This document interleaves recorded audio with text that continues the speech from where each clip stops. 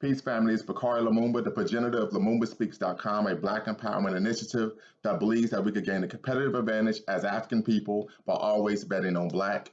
Back once again with another video where we're going to be discussing the life and legacy of Malcolm X, also known as Hajj Malik El Shabazz. And of course, we're going to be discussing the history and background of African Liberation Day.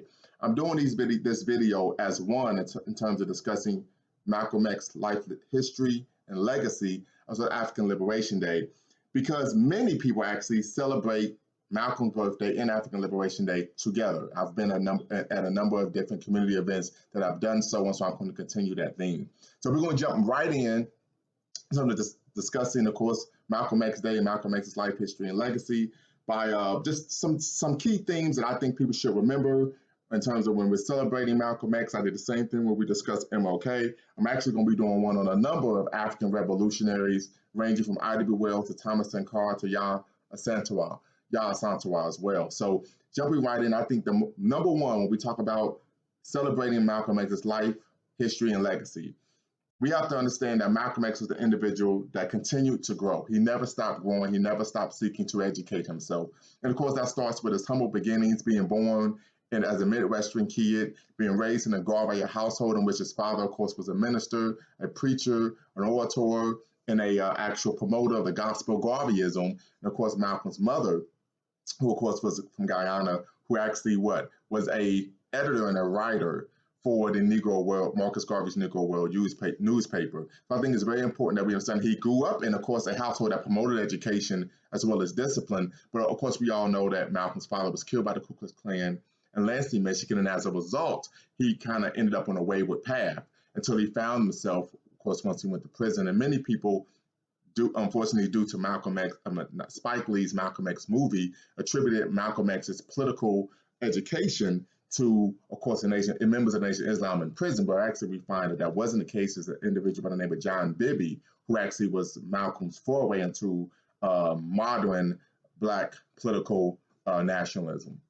So I think it's very important that we understand that he always was growing as an individual, and we'll get into that a little bit later. Number two, I think we have to understand that he was a man of integrity, a man of principle, a man of value. He wasn't in this. Many times when Black people engage in any form of activism, people say that they're doing that for their own self-aggrandizement, right? That he's just selfish, and that's why he's doing this. They say this about Kaepernick.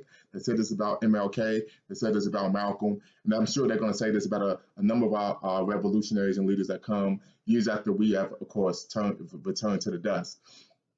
But I think one of the biggest issues when we talk about Malcolm's integrity was after he had a split with the Nation of Islam, the FBI came to Malcolm, wanting him to become a turncoat and actually share information about Elijah Muhammad. And they were willing to pay him. And Malcolm actually knew they were coming, recorded a conversation, and was not willing to become what we would like to call a sellout. So once again, I think it's very important that when we mention Malcolm's life, history, and legacy, when we celebrate Malcolm, when we lift up his spirit, as we all know he's an ancestor now, that we really focus on his integrity. And even though when he was in the middle of his battle with Elijah Muhammad and became disenchanted with someone that he considered his spiritual father and someone who contributed to him awakening from the depths of despair and the hells of North America, as they would oftentimes articulate in the nation, he never was willing to acquiesce and turn to benefit the oppressor simply to get back at someone that he was having personal issues with.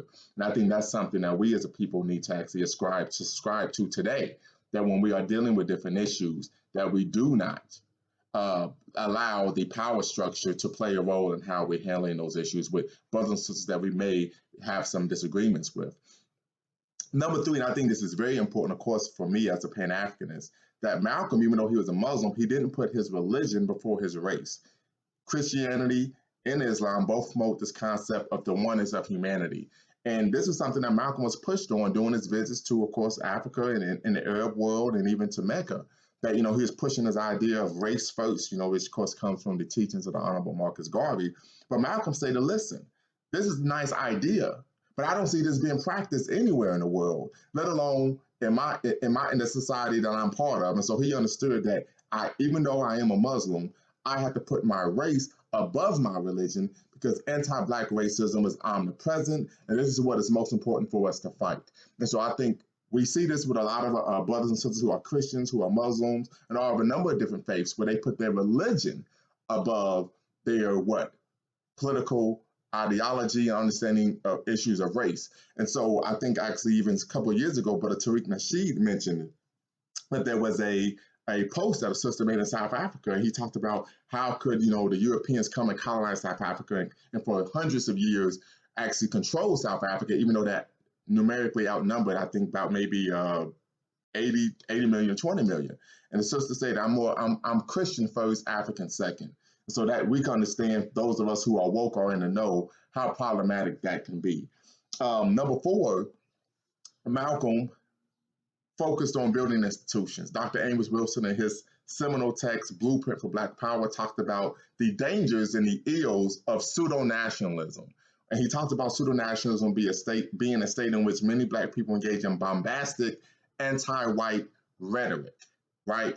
In which we are repudiating, demonizing, or as even Baba Kwaku Larry Crow would argue, engaging in indignation sessions where we speak so negatively about white people, but then we go home and don't do anything to actually help our people solve the problems from the ills that they're facing from the power structure. So Malcolm understood the importance of institution building. When he left the nation, he built the Muslim Mosque Inc., right? He created the Organization of African American Unity, the OAAU, right? He even, when he was with the nation, created the nation's newspaper at the time, which was known as Muhammad Speaks, but now it's called Final Call. So Malcolm understood the importance of institution building, not only to give our people a voice through, of course, a literary organ, but also, he understood the importance of institution building to actually create institutions to serve the needs of our people.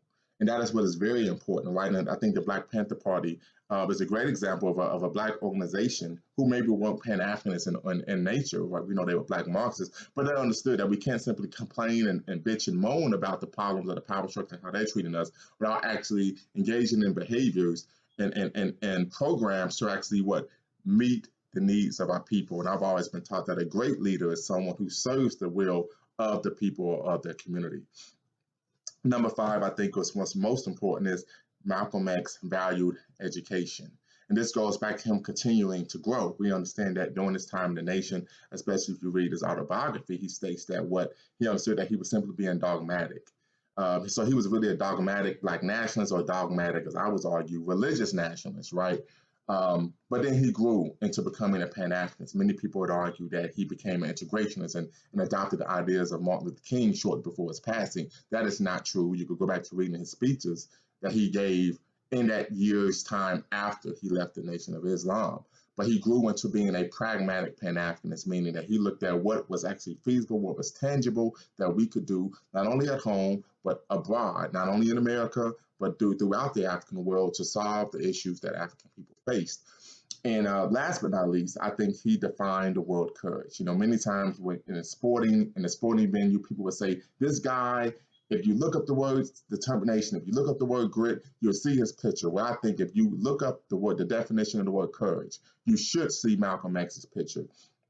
And I state that because not many people have the ability to know that death is coming. I can recall him stating in a CBS actual news press conference that it's time for martyrs now.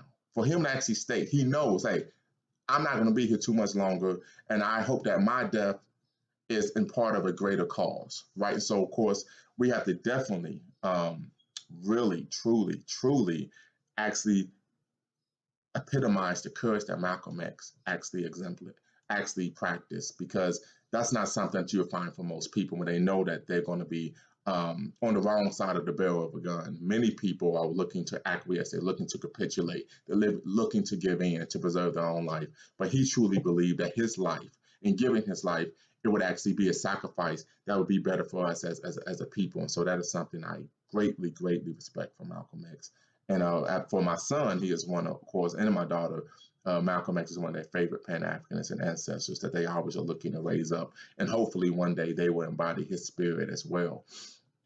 And so with that said, we're going to transition to African Liberation Day. Many people may not be aware of African Liberation Day. My hometown, the Dayton, Ohio, just had an African Liberation Day this past weekend. So I'm just going to, just give a little brief background on that. So very briefly, for those of you who don't know, Kwame Nkrumah back in 1958 created the first African Liberation Day celebration, or what was then known as African Freedom Day, which transitioned to African Liberation Day, which of course is May 25th.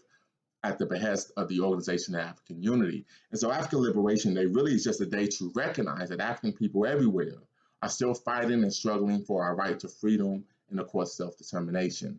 And so for those of you who don't know that, Kwame Nkrumah was actually an ideological student of Marcus Garvey. If you ever get a chance to read Kwame Nkrumah's autobiography, he states that the most important book that he read in his entire life was the philosophies and opinions of Marcus Garvey.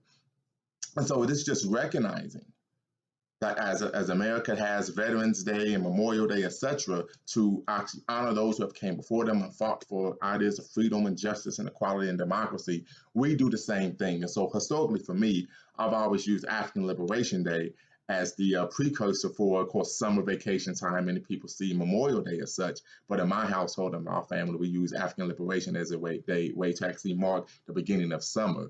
And so just honoring those who came before us and continuing to struggle for African freedom, self-determination, and of course, agency. So just to wrap up, once again, just discussing the life and legacy of Malcolm X, touching on him being courageous, him valuing education, never stopping growing, him discussing, wishing that he could live his life in a library, right? And how he felt that he missed out on so much formal education that he sought informal education, and where we can argue that he was one of the most intelligent and most brilliant men who ever walked the face of the earth.